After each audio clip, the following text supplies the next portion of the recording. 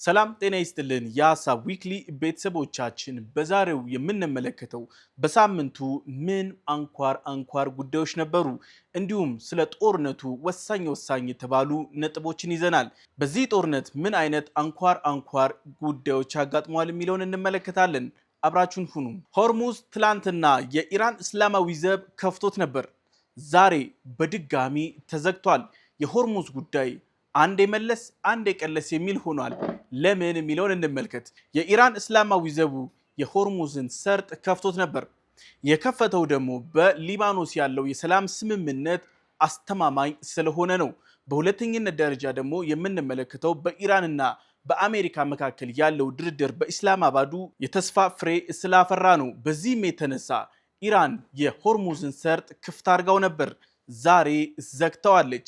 ለምን ዘጋችው የሚለውን እንመልከት። የመጀመሪያው ኢራን የዘጋችበት ጉዳይ ይህ ነው። ኢራን እስላማዊ ዘቡ ክፍት ካደረገ በኋላ ዶናልድ ጄ ትራምፕ በትሩዝ ሶሻል ሚዲያ ገጻቸው ላይ ወጥተው ይህንን ብለው ነበረ። አሁን ሆርሙዝ ተከፍቷል፣ ግን ለኢራን ነዳጅ ጫኝ መርከቦች ግን ዝግ ሆኗል ብለው ተናግረዋል። እንደሚታወቀው ከሆነ ኢራን መሃሉን ሙሉ በሙሉ በቦምብ አጥረዋለች። ዶናልድ ጄ ትራምፕ ወታደሮቻቸውን ደግሞ ከሆርሙዝ መግቢያ ላይ አሰልፈዋል። በዚህም የተነሳ ትራምፕ ኢራን ከፈተችው የሚለውን ነገር አላስደሰታቸውም። የድል ሽሚያ ውስጥ ገብተው ነበር። ምክንያቱም ትራምፕ ይህን ጦርነት ስለመሩት በአሸናፊነት መውጣት ይፈልጋሉ። ለዛም ሲባል የድል ሽሚያ ውስጥ ገብተው ነበረ። እኛ ስንፈልግ እንከፍተዋለን፣ ሳንፈልግ እንዘግዋለን የሚል ንግግር አድርገው ነበር። በዚህም የተነሳ የኢራን እስላማዊ ዘቡ የሌሎች ሀገራት መርከቦችን ከፍተን እንዴት የኛ ይዘጋል የሚል ጥያቄ አንስቶ ነበር። ማታ በሰፊው አጨቃጫቂ የነበረው በሚዲያዎች ላይ ይህ ነበረ። ምክንያቱም ኢራን መልሳ ትዘግዋለች የሚል ነበር።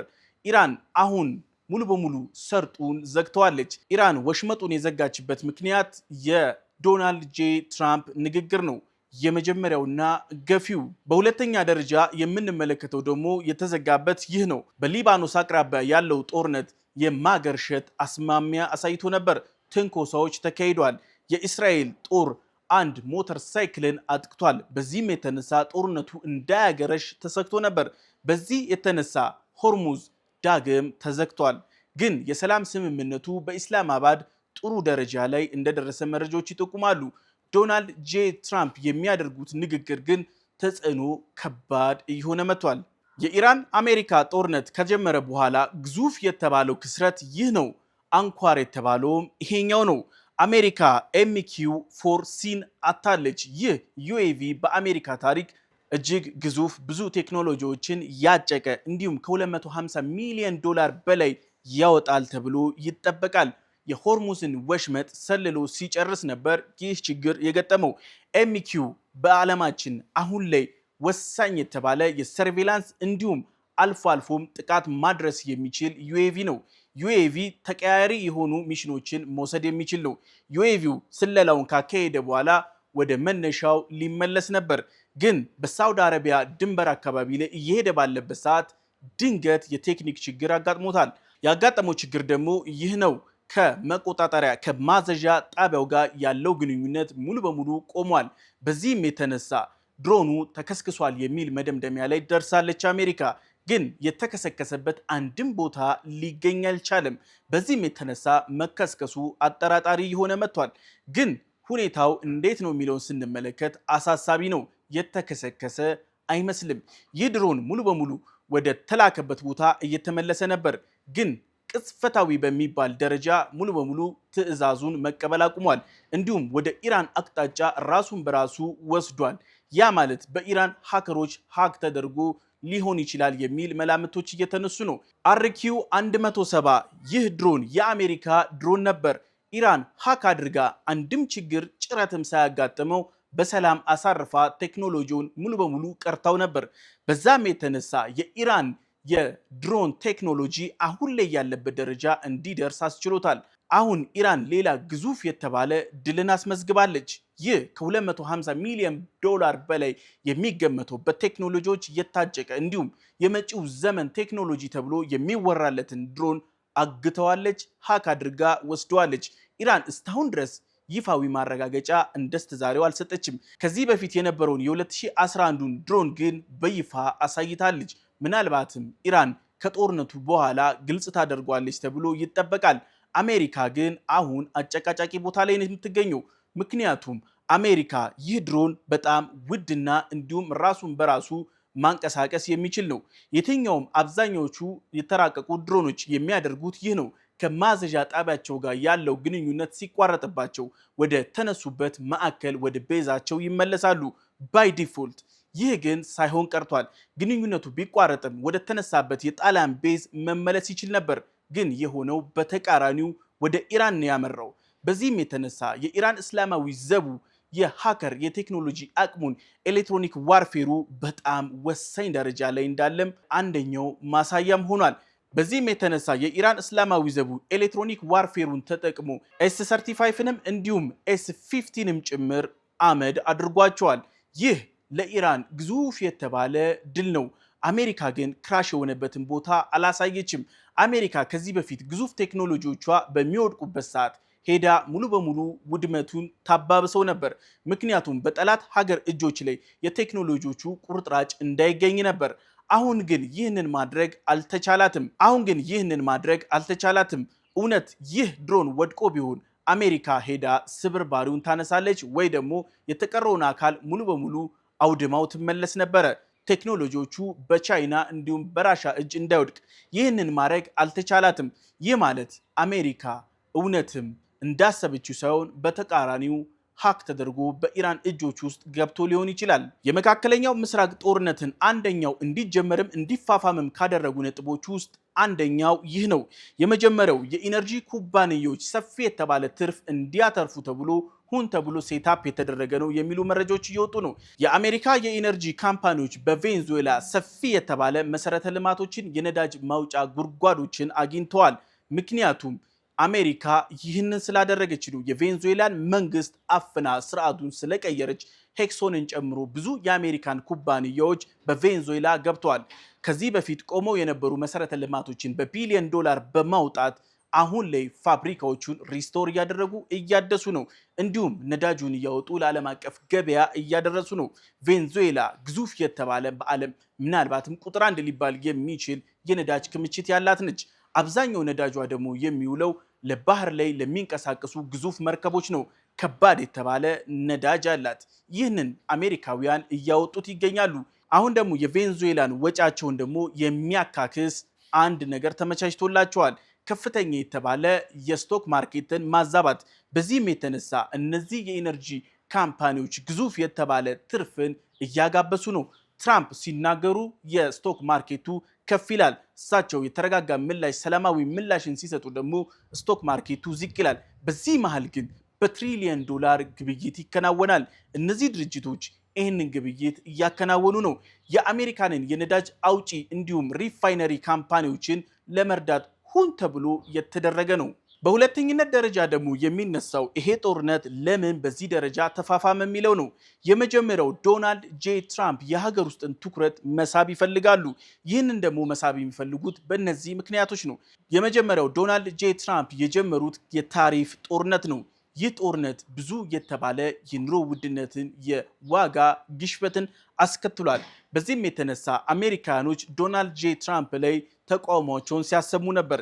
ይህንን ተቃውሞ ለመቀልበስ የተደረገ አንደኛ ሴራ ነው። ሁለተኛው ደግሞ ትራምፕ ያሰቡት ይህንን ነው፣ ምርጫን ማራዘም። እንዲሁም ትራምፕ ምንም አይነት ተጠያቂነት እንዳይኖርባቸው የአሜሪካንን ሕግ በመቀየር ላይ ነበሩ። ይህ ማለት ሕግ አውጪውን የመጠምዘዝ ስራ እየሰሩ ነበር። ትራምፕ በስልጣን ዘመናቸው የሰሩት የትኛውም ጉዳይ ተጠያቂ እንዳያደርጋቸው የማድረግ ሂደት ነው።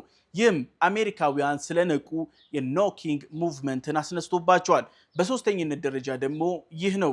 ከኢራን አሜሪካ ጦርነት በፊት የኤፕስተን ቅሌት ፋይሎች ሙሉ በሙሉ ወጥተው ነበር። በዚህም የተነሳ የትራምፕ ባለቤት ጭምር ወጥተው እኔ ኤፕስተን ትራምፕን አላገናኘኝም እስተማለት ደረጃ ደርሰዋል። ይህ ማለት በአገራቸው ላይ ሰፊ የተባለ ፖለቲካዊ ኪሳራን አድርሶ ነበር። ይህንንም ውጥንቅጥ ለማብረድ የሰዎችን ቴንሽን ዳይቨርት ለማድረግ ነበር።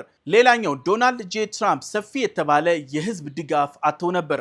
አሁን በጦርነቱ የተነሳ ሀገሪቷ ጦርነት ላይ ነች በሚል ሀገራዊ ድጋፍን አገኛለሁ የሚል ነበር። ግን ትራምፕ በተቃራኒው ኖኪንግ የሚል ትልቅ ሰላማዊ ሰልፍን የገጠማቸው በዚህ ስኬታማ ሊሆን አልቻሉም። አሜሪካ የቬንዙዌላን ነዳጅ በቀላሉ እንደተቆጣጠረችው የኢራንን አስተዳደር ሙሉ በሙሉ በማንሳት ዳግም ወደ አሜሪካ እጅ መክተት ነው። ኢራን ያላት የነዳጅ አቅም ግዙፍ የሚባል ነው። ስለዚህ እነዚህን የነዳጅ ማውጫ ጉድጓዶች ለአሜሪካ ድርጅቶች የመስጠት ነው። የኢራን እስላማዊ ዘቡን ካነሱት የሚመጣውን ደግሞ አመራር ለአሜሪካ አሸርጋጅ እንዲሆን ልክ እንደ ቬንዙዌላ መሪ የማድረግ በዚህም የተነሳ ሰፊ ስራ ቢሰሩም ስኬታማ ሊሆኑ አልቻሉም። ምክንያቱም የኢራን መንግስት ያልተማከለ የኃይል አስተዳደር ስላለው ነው። አንዱ ቢቆረጥ የሚቆም ሲስተም ስላልኖረው ነው። በሁለተኝነት ደረጃ ደግሞ እቅዳቸው ይህ ነበር። ይህን ያክል የጦር ወጪ አውጥተን ከገባን በኋላ ዩራኒየሙን ማሳካት እንችላለን። ዩራኒየሙ ከ12ቱ ቀናት ጦርነት በኋላ የት እንደገባ ሲአይኤም፣ ኤፍቢአይም ሞሳድም አያውቁም። አሁን የኢራን መንግስት ይሰጠናል የሚል ተስፋ ነበራቸው። የኢራን መንግስት ግን ከመውደቅ ይልቅ መጠንከር ታይቶበታል። በመካከለኛው ምስራቅ ጦርነት ላይ አሜሪካ ላይ አንደኛው ጫና ያደረሰው ይህ ድርጅት ነው። የአሜሪካ የጦር መሳሪያ ሻጮች ኮንትራክተሮች ናቸው። እነዚህ የጦር መሳሪያ ሻጮች በሰፊው ጦርነቱ እንዲነሳ ሎቢ ሲያደርጉ ነበር። ምክንያቱም የጦር መሳሪያቸውን ለመሸጥ አሜሪካ በዚህ ጦርነት ፓትሪዮትን በብዛት ተጠቅማለች። ግዙፍና ውድ የተባሉ ቴክኖሎጂ የታጠቁ የአሜሪካን ሚሳኤሎች አልቀዋል። በዚህም የተነሳ አሜሪካ ከ3.1 ቢሊዮን ዶላር በላይ እነዚህን ለመተካት ያስፈልጋታል። እነዚህ ሀገር በቀል ድርጅቶች የጦር መሳሪያ ንግዳቸውን አሁን ላይ በሰፊው ማከናወን ይችላሉ። ከዚህ በፊት ቀደምት የአሜሪካን መሪዎች ይህንን ብለው ነበር።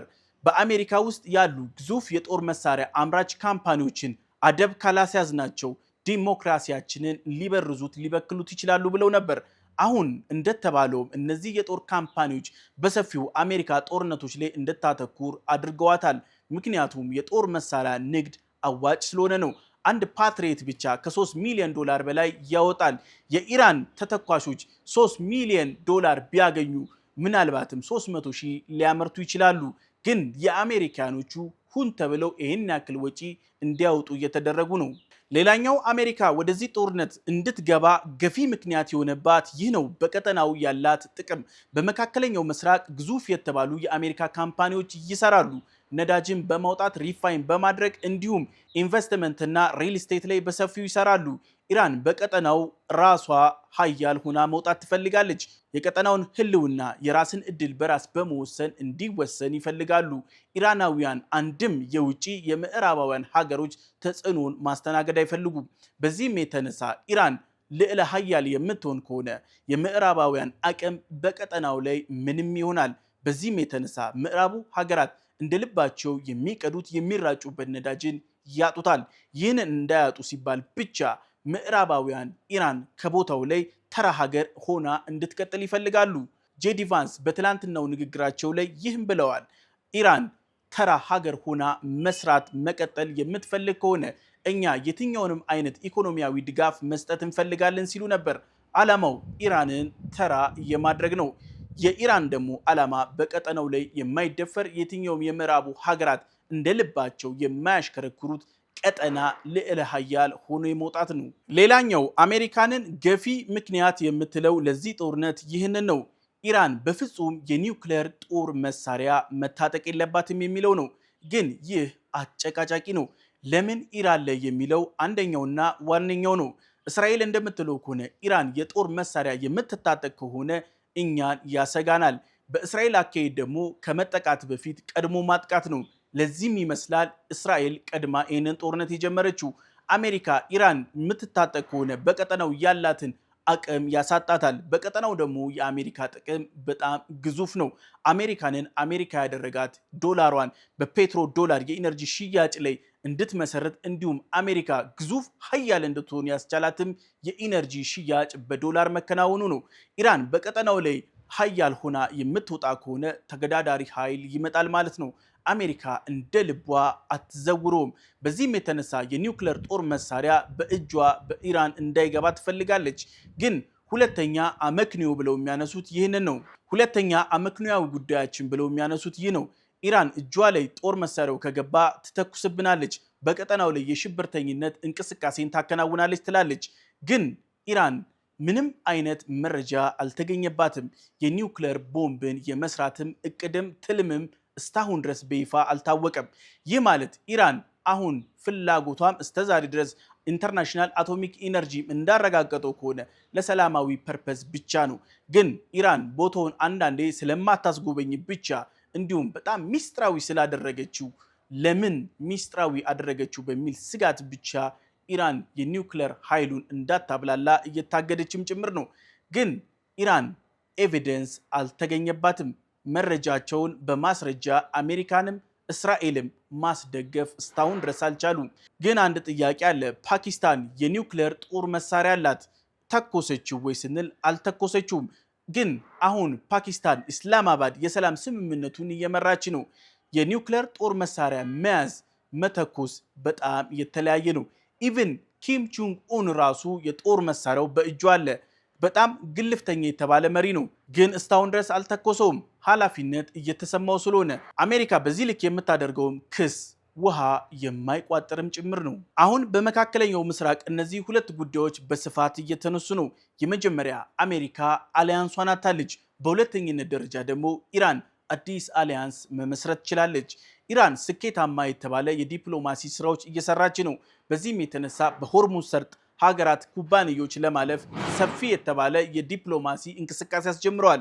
ስኬታማ እያደረጋትም ጭምር ነው። እንዲሁም በተቃራኒው አሜሪካ ግን አሊያንሷን አታለች። ከኔቶ ጀምራ አብዛኛውን ስጠብቃቸው የነበሩት አሊያንሶችን አታለች። በዚህም የተነሳ አብዛኛው አሜሪካውያን አሁን ላይ የሀያልነታቸው ስለ ንቡና እየተሰለበ ነው። ትራምፕ እውነትም የአሜሪካንን አቅም ገልጠውታል። አሜሪካ እንደምትታስበው በ3 ቀን የሚጨርስ ሳትሆን በ40 ቀንም የማታጠናቅቅ ሀገር ሆናለች። አሁን ላይ ልዕለ ሀያል ማን ነው የሚለው ከባዱ ወሳኙ ጥያቄ ነው። አሜሪካ፣ ራሽያ፣ ቻይና? ወሳኙ ይህ ነው። ዶናልድ ጄ ትራምፕ አሁን በመካከለኛው ምስራቅ የሚያደርጉት ስምምነት ይህንን ይከተላል። መርሃቸው ደግሞ ይህ ነው፣ ሰላምን በጫና የሚል ነው። የትራምፕ አድሚኒስትሬሽን የሚያምነው በዚህ ነው። ጫናን በማድረግ ወደ ሰላም ስምምነት ማምጣት። አሜሪካ እንደምትለው ከሆነ ዲፕሎማሲ የሚሰራው ከወታደራዊ ጫና በኋላ ነው። ለዚህም ይመስላል አሜሪካ እስካሁን ድረስ ከጦርነት ልትታቀብ ያልቻለችው። ግዙፍ ሰፊ የተባለ የመሰረተ ልማቶችን የሲቪሊያንን ጭምር እያጠቃች ነው። ምናልባትም በማስጨነቅ በጫና ኢራን እንድትፈርም እንዲሁም አሳሪ ስምምነት ውስጥ እንድትገባ ለማድረግ ነው። ይህ በአሜሪካ በኩል የታየ ግልጽ አካሄድ ነው። ግን አሁን በዚህ ዘመን አዋጭ አልሆነም። ይህም ዋጋ እያስከፈላት መጥቷል። አሜሪካ በወታደራዊ መንገድ ምንም አይነት ለውጥ አላመጣችም። አሁን የአሜሪካ የውጭ ጉዳይ ፖሊሲ መቀየር የግድ ይለዋል። ምናልባትም አርጅቷል። በመጀመሪያው የ12ቱ ቀናት ጦርነትም አሁንም ይህ ነገር በሰፊው ታይቷል። ይህ አስጊ የተባለ ነው። የሰብአዊ መብትንም ጭምር የጣሰም ጭምር የተባለ ነው። የሳይንቲስቶች ግድያ በሰፊው ሞሳድ እዚህ ላይ ሲሰራ ነበር። ሳይንቲስቶችን ሁም ብሎ አድኖ ሲገል ነበር። እንዲሁም የወታደራዊ አዛዦችንም ጭምር ታርጌት ሲያደርግ ተመልክተናል። የመሰረተ ልማቶችንም ጭምር ሲያወድሙ ነበር። አሜሪካም እስራኤልም በዚህም ላይ በሰፊው ሰርተዋል። አንድ ላይ በህብረት ሆነው አንድ ሀገር ወደ ሙሉ ጦርነት ሳትገባ እንደዚህ አይነት ሰዎችን ታርጌት አድርጉ የማጥቃት ሂደት አሸባሪ ያስብላል በዓለም አቀፍ ህግ። ግን ይህ ህግ ለአሜሪካም ለእስራኤልም ሲሰራ አላገኘንም። ግን በቀጥታ ሀገር ውስጥ ገብተው ዜጋን መግደል ሽብርተኝነት ነው። በዚህ በመካከለኛው ምስራቅ ጦርነት ላይ የተመለከትነው አንደኛው አስጊው ይህ ነው። ዓለም አቀፍ ህግን አለማክበር። ህግ በመርሁ ሳይሆን አሁን ላይ በስሜት በግሩፕ እየሆነ መጥቷል። ሀገራት ዓለም አቀፍ ህግን ሉዓላዊነትን እየጣሱ መጥተዋል። እንደፈለጉ ቬንዙዌላም ኢራንም ሊቢያም የሚገባበት ሆኗል። ይህ ዓለም አቀፍ የሉዓላዊነት ህግ መጣሱ ዓለም የሚመራበት የመርሁ እንቅስቃሴ ዋጋ ቢስ ይሆናል። ጉልበተኝነት እንዲሁም አናርኪስትነት በሰፊው እየታየ መጥቷል። ጦረኞች ጥምረትን ብቻ የሚያዩ ሆኗል። ዓለም አቀፍ ህግንም የሚጥሱ ሆኗል። በአሜሪካና በእስራኤል መካከል የተመለከትነው ይህ ነው። በጥምረት ዓለም አቀፍ ህግን አለማክበር። በዚህም የተነሳ በማናለብኝነት በማናሃሎሽነትም እየገቡ ታይተዋል። ይህ እንቅስቃሴ በዚሁ የሚቀጥል ከሆነ ዓለም አስጊ የተባለ ደረጃ ላይ ልትደርስ ትችላለች። እንዲሁም ዓለም አቀፍ ህግ አለመከበር ከጀመረ እንደ ዩኤን ያሉ ድርጅቶችም አቅም አልባ ጡንቻ ቢስ ልፍስፍስ የሚያደርጋቸው ይሆናል። በዚህም የተነሳ ዓለም ለቀጣዩ ዓለም አቀፍ ጦርነት ልትነሳ ትችላለች። ይህ ጦርነት በሰፊው ግብዣው በኢራን፣ አሜሪካ፣ እስራኤል ብቻ ይቆም አይደለም። ቻይናንም ራሻንም ሲጋብዝ ነበር። በስክነት ቻይናና ራሻ ተመለከቱት እንጂ ዓለም ከዚህ በኋላ አዲስ ስርዓት ልትወልድ እያማጠች ነው። አዲሱ ስርዓት ደግሞ በማን ይተካል የሚለው አነጋጋሪ ነው። ምናልባትም እንደ መላምት እየተቀመጠ ያለው ብሪክስ ነው። ሁለተኛው ደግሞ የደቡብ ህብረትም ጭምር ነው። ብሪክስ ከዚህ በኋላ የቀጣዩ ዘመን መሪ ሊሆን ይችላል። ወጣት የተባለውን ኃይል የሚጠቀልለው ይህ ነው። ከዓለማችን ላይ ከግማሽ በላይ የሚሆነውን አቅም የሚገኘው በደቡብ ህብረት ውስጥ ነው። ከዚህ በኋላ የምዕራቡ እንቅስቃሴ ዋጋ ቢስ ይሆናል። ኮሎኒያሊዝም ተስፋ ቢስ እየሆነ ነው። አፍሪካ እየነቃች ነው። መሪዎቿ ያላቸውን ሪሶርስ ተጠቅመው አሁን ሀገር ማበልጸግ ጀምረዋል። አህጉራዊ ትስስርም እየታየ መጥቷል። በሆርሙዝ ሰርጥ መዘጋት ምክንያት የኢነርጂ እንቅስቃሴ በመታገዱ የተነሳ አፍሪካውያን ያላቸውን ነዳጅ አውጥተው እርስ በእርስ መጠቀም የሚችሉበትን ስርዓት እየገነቡ ነው። አፍሪካ ከምዕራቡ ሀገራት ጥገኝነት መላቀቅ እየጀመረች ነው። ይህ የነፃነት ጉዞም ይመስላል። የሀሳብ ዊክሊ ቤተሰቦቻችን የዛሬው ይህን ይመስል ነበር። በቀጣይ በሌላ አጀንዳ እስከምንገናኝ ሰላም ሁኑ።